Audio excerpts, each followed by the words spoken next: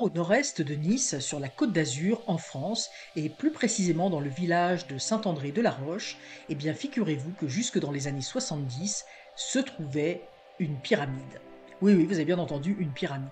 Alors, on en entend un petit peu plus parler depuis les dernières années, mais je dois avouer que cette pyramide a longtemps été complètement occultée. Alors, on l'appelle aujourd'hui la pyramide de Nice, mais son vrai nom est en fait la pyramide de Mérindole.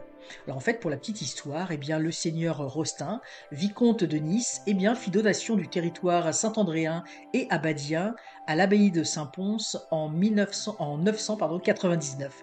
Et il se prénommait Miron, et son épouse, elle, se prénommait Odile. C'est ainsi qu'il donna à la pyramide le nom de Mérindole, un mélange entre leurs deux prénoms.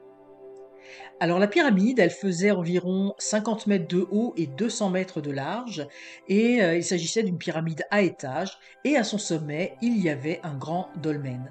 Alors il est estimé, enfin sa construction serait estimée autour de 3500 à 4000 ans.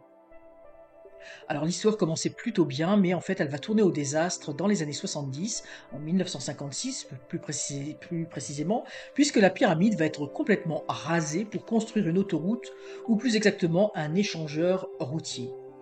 Alors, certains aujourd'hui crient fake news, et pourtant, en janvier 2006, eh bien, le conseil municipal de Saint-André-de-la-Roche, il parle de ce sinistre événement, et qui est indiqué, est écrit dans un bulletin que l'on retrouve et qui est disponible sur Internet. Alors, je vais vous citer ce qui est dit, ce qui est écrit dans ce bulletin par rapport à ce site. Lors de la construction de l'A8, la commune de Saint-André-de-la-Roche a été fortement touchée puisque la sortie est a causé d'importants traumatismes. Les dégâts furent de deux ordres. Dégradation de l'image de la vallée de la Banquière et de son identité historique, la destruction du site du Mérindole, promontoire caractéristique au confluent des vallées du Paillon et de la Banquière, qui possédait encore des vestiges d'une forteresse médiévale, citée à plusieurs reprises dans les documents depuis le XIe siècle, place fort des Huguenots durant les guerres de religion. Par ailleurs, sa structure de restanque en forme de pyramide aurait mérité un autre destin que celui que lui ont réservé les engins de démolition.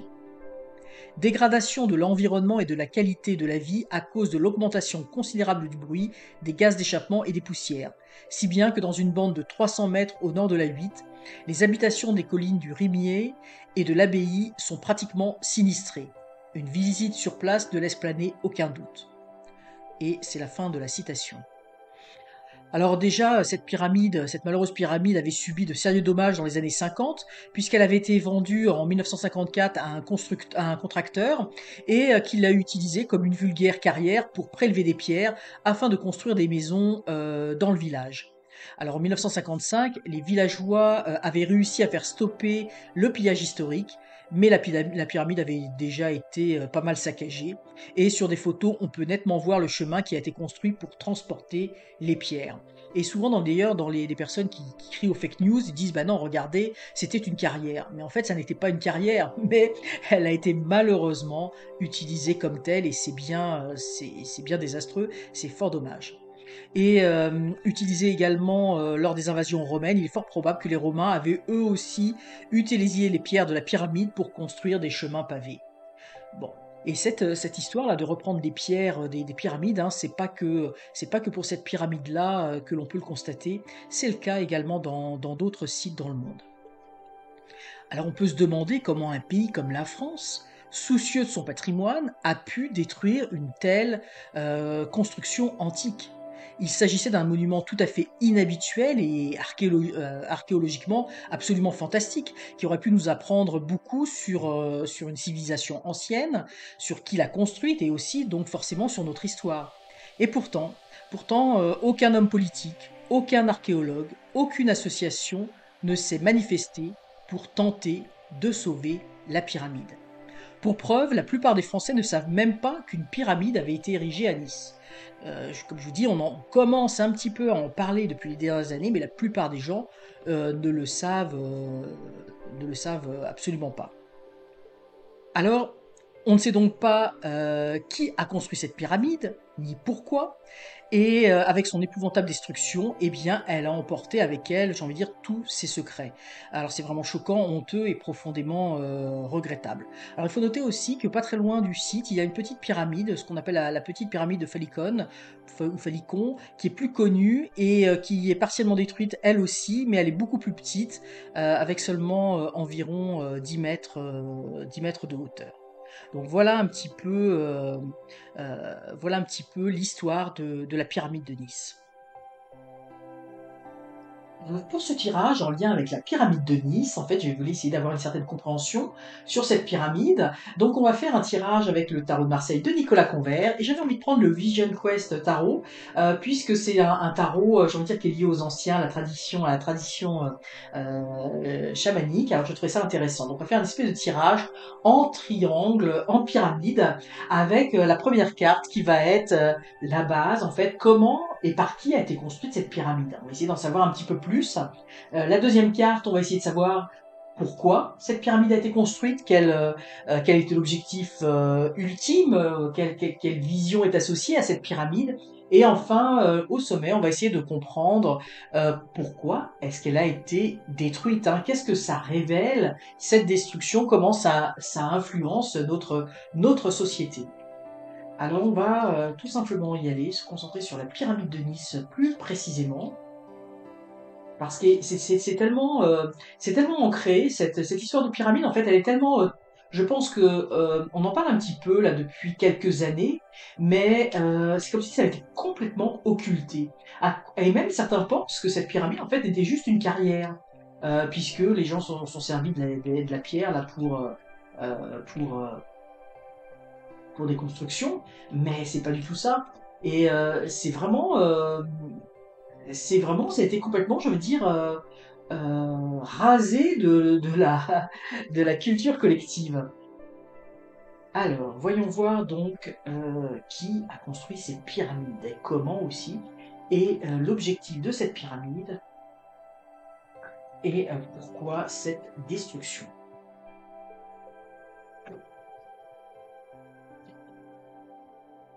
Donc, c'est sûr que des fois on a l'impression, c'est comme si il y avait des réponses qui pouvaient nous sembler évidentes, mais quand on fait le tirage de cartes, il faut toujours avoir un esprit, j'ai envie de dire ouvert, hein, parce que ce sont des messages qui viennent, euh, pour moi, hein, qui viennent d'un autre plan, d'une autre dimension. On essaie de nous enseigner quelque chose, donc il faut toujours garder l'esprit ouvert par rapport aux cartes, sans avoir d'a priori, même de laisser de côté en fait nos propres opinions, nos propres croyances, nos propres idées.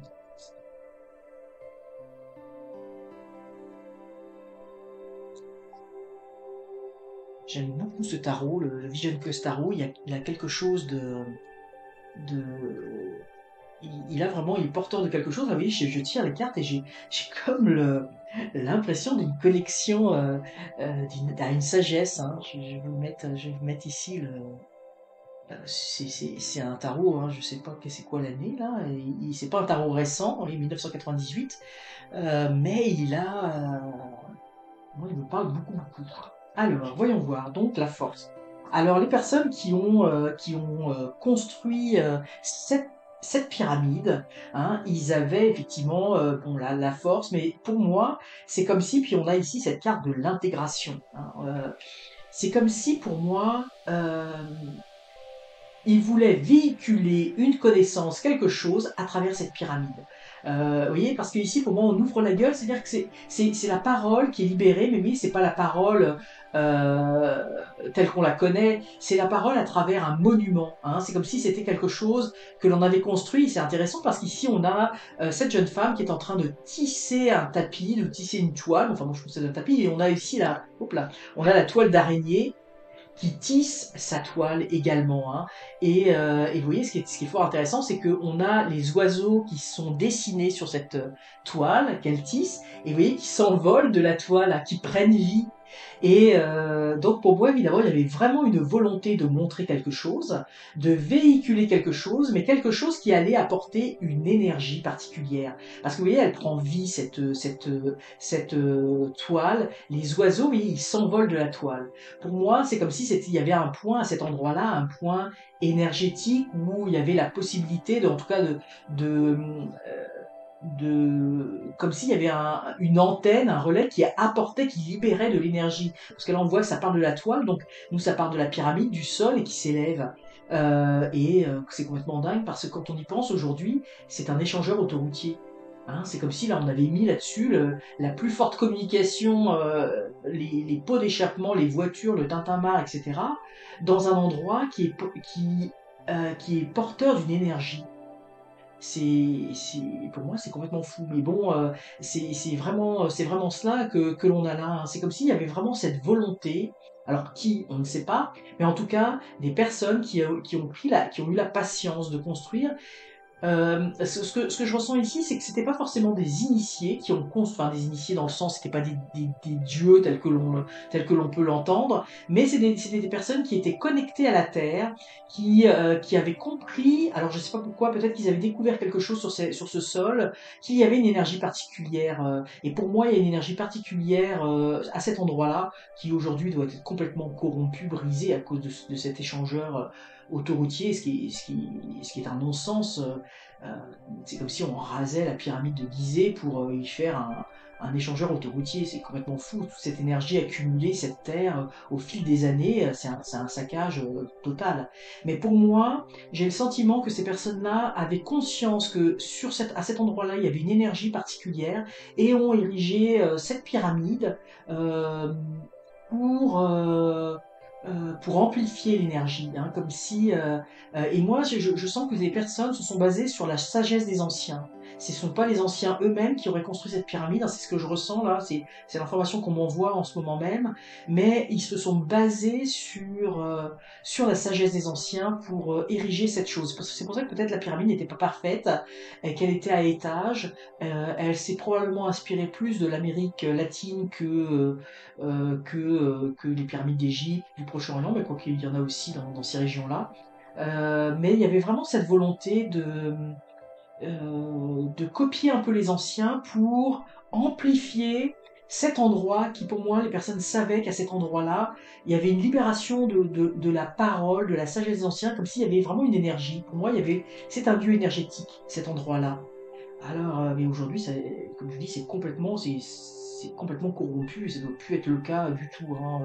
On va pouvoir voir peut-être avec les autres cartes, mais vous voyez, pour moi, c'est pas, ça serait pas nécessairement des personnes venues d'ailleurs, ça serait pas nécessairement des divinités, mais ce sont des personnes qui se sont inspirées de la sagesse divine et qui avaient cette connexion à la nature, qui savaient qu'à cet endroit-là, il y avait une énergie particulière.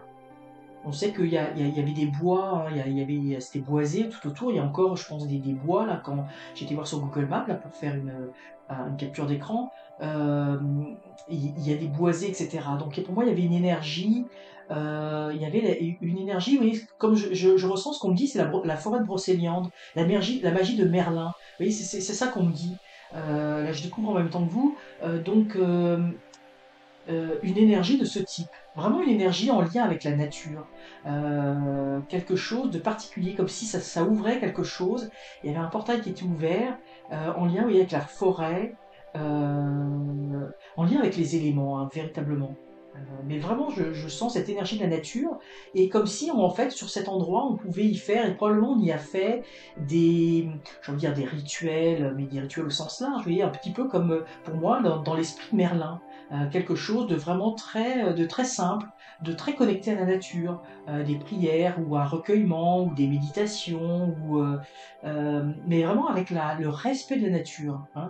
Pour moi c'est la nature qui nous élève à cet endroit-là. Donc l'objectif oh bah c'est puissant là tout de suite on a l'image. L'objectif vous voyez, pour moi, c'était les éléments, la nature, et on voit cette, cette, ce, ce bâton, ce feu qui sort littéralement, vous voyez, de terre, hein, qui s'élève, qui prend la force de la force du feu du ciel, hein, qui sort complètement de la terre. Hein. Pour moi, c'est la reliance, et avec tempérance, c'est la reliance, ça a été fait pour nous relier. Pour moi, c'est vraiment un lieu d'énergie. C'est une antenne qui émet de la force et qui reçoit de la force divine. Hein. Et donc, vous voyez, c'est ici l'union tempérance, c'est l'union entre le divin et le matériel, hein, entre Dieu et l'homme, entre les forces supérieures avec les forces terrestres. Et pour moi, évidemment, pourquoi ça a été construit, c'est vraiment cette reliance. Ça me fait penser ici, tout de suite, hein, ça me fait penser à l'énergie des runes. Les runes, pour moi, hein, euh, il y a la symbolique des runes, mais pour moi, les runes, à la base, hein, on les fait avec son corps, et où on émet de l'énergie, on émet l'énergie de la rune, et on reçoit également les forces du ciel. Hein. C'est cette antenne, et ici, pour moi, vous voyez, il y avait une antenne de réception, mais c'est très très fort, hein, où on reçoit l'énergie du ciel, on le transmet à la terre, mais vous voyez, ça sort aussi de terre. Hein. Donc c'est vraiment cette antenne qui émet et qui reçoit. Donc c'était vraiment un haut lieu de connexion, vous voyez ici avec tempérance, avec ces deux jarres, où on transmet les énergies, où les énergies peuvent se rejoindre. Et vous voyez que je prends conscience à quel point c'est fou, l'homme est fou, parce que mettre une autoroute à cet endroit-là, encore, on aurait bâti une église ou quelque chose, mais là, non, c'est bon, c'est faire un champ, un espace, je sais pas, mais c'est complètement fou. Ça montre notre ignorance, hein, ça montre aussi à quel point on n'est plus du tout connecté à la nature et à toutes ces forces environnantes. Mais bon, bref, revenons-en aux raisons. Donc pour moi, c'était vraiment pour recevoir et pour émettre de l'énergie. Et également, ce que je ressens aussi ici, parce qu'on a la terre, on a les pierres, ça s'ouvre, c'est aussi euh, permettre, ce que je ressens, c'est l'équilibre de la Terre. Pour moi, vous voyez ici, c'est comme si ça s'ouvrait un peu comme un volcan. Les volcans, c'est ce qu'on voit ici, vous voyez, au fond, c'est un peu comme si on voyait des volcans, et c'est comme si, pour moi, les volcans, quand ça sort, ça libère un trop-plein d'énergie, comme si ça venait nettoyer, purifier la Terre. Hein. Et là, pour moi, c'est ça. C'était un endroit qui permettait aussi de purifier, comme s'il y avait un vortex, quelque chose, qui permettait de faire ressortir des choses, mais comme des soupapes, pour faire respirer la terre, pour qu'elle se régénère. Je sens quelque chose, on me dit régénération de la terre. Donc pour moi, c'était un endroit aussi qui régénérait la terre, mais qui était très bénéfique pour nous parce que il y avait, c'est comme s'il y avait des choses qui sortaient de terre et il y avait des choses, d'énergie qui pouvaient rentrer en terre. Hein, c'est pour moi, c'est l'analogie ici avec les volcans. Hein. Pour moi, je sens que les volcans, c'est aussi ce sont des endroits d'énergie particuliers et pour le bien-être de la Terre. Alors pourquoi pourquoi elle a été détruite, hein, quelles ont été les influences? Eh bien, alors ici c'est vraiment, pour moi c'est la première chose qui me saute aux yeux, c'est la notion de l'eau. De l'eau ici on voit qu'il faut refertiliser l'eau, puis là on voit cette connexion à l'eau. Pour moi, l'eau, bon, l'eau, c'est en lien avec l'intuition, avec une forme de connaissance, une connaissance, une connaissance, une voyance, enfin, je veux dire, un lien avec euh, de façon à être un canal avec l'au-delà. Hein. Mais également, l'eau, l'eau est porteur d'une information. Quand nous buvons de l'eau, nous pouvons émettre une intention par rapport à l'eau, hein, de dire simplement de prendre conscience quand on boit l'eau, de se dire cette eau va me, va me, je veux dire, va me guérir, mais dans le sens, c'est pas un médicament, mais va m'apporter du bien-être dans mon corps, va enlever, va décoller tout ce qui ne doit pas être dans mon corps, et ça va s'évacuer, et ça va me nourrir au niveau de l'eau. Donc on peut transmettre une information au niveau de l'eau. De la même façon que on sait les expériences avec l'eau, hein, aujourd'hui c'est très connu, où on sait que si on, on véhicule, non, on le voit avec les cristaux quand ça cristallise, mais vous pouvez faire l'expérience chez vous avec des glaçons, et puis si on émet une intention positive au niveau de l'eau, et bien on va voir que quand ça va cristalliser, il va y avoir des belles formes de flocons, de choses comme ça, et si on émet une intention négative, et bien ça va émettre des choses beaucoup plus informes, etc. Donc on sait, hein, tout ça, c'est très connu aujourd'hui au niveau de la science, et on peut faire ses propres expériences, hein, comme je vous dis chez vous, on peut faire ces expériences-là et le voir vraiment, hein. J'ai fait ces expériences avec des glaçons, etc., où on voit effectivement des choses qui se cristallisent, hein, dans le plan physique, et c'est vraiment intéressant. Donc pour moi ici, vous voyez, c'est comme si on avait voulu couper cette communication, couper ce véhicule d'information, couper ce canal énergétique. Et c'est à nous, alors on voit, parce que vous voyez, pour moi, il y a vraiment une symbolique, une ressemblance, où vous voyez cet homme-là, il détient quelque chose de précieux entre ses mains, et on a ici cette femme qui est nue, qui symbole, et lui aussi, qui symbole l'authenticité, hein, la vérité, et qui nourrissent la terre, qui, euh, qui retrouvent ce message avec la terre, hein, on envoie une intention dans la terre. Ici, il y a comme une forme de prière, et on est immergé dans l'eau pour transmettre cette énergie, cette information à l'eau, et à travers l'eau à toute la planète, hein, parce que c'est les ruisseaux et les rivières et qui vont se jeter dans la mer et dans les océans, etc., et qui viennent ainsi de suite nourrir toute la planète. Et pour moi, on a détruit cette pyramide, en fait, ce lieu, on a souillé ce lieu complètement pour que l'information ne puisse plus se véhiculer. Et rappelez-vous, hein, que l'eau est porteur d'informations. C'est très important parce que euh, on peut, avec l'eau, quand on boit de l'eau, on peut porter une intention de guérison, de bien-être, etc. Et pour moi, c'était un lieu précisément de communication où on pouvait véhiculer de l'information. Il y avait de l'information qui vient de la terre, et il y a de l'information qui vient du ciel, hein. Il y avait vraiment, et qui pouvait nous élever, hein. Ici, on le voit quasiment, ce bâton, il a l'air d'être en lévitation, hein. On a vraiment une expérience qui se passe, quelque chose se passe, et il y a quelque chose de fort qui arrive. Et vous voyez ces énergies-là, et puis là, c'est comme si ça ne pouvait plus fertiliser. Donc, bon, c'est vraiment le. Est-ce que c'est consciemment, inconsciemment? On ne sait pas, mais de toute façon, on porte en nous beaucoup de ténèbres, beaucoup d'inconscience. On porte en nous beaucoup de choses qui sont, autant on porte des valeurs positives, spirituelles, qui nous élèvent, ou des fois on est porté on fait des actions vraiment portées par l'amour, mais autant des fois on peut être porté par la haine, par le ressentiment, etc.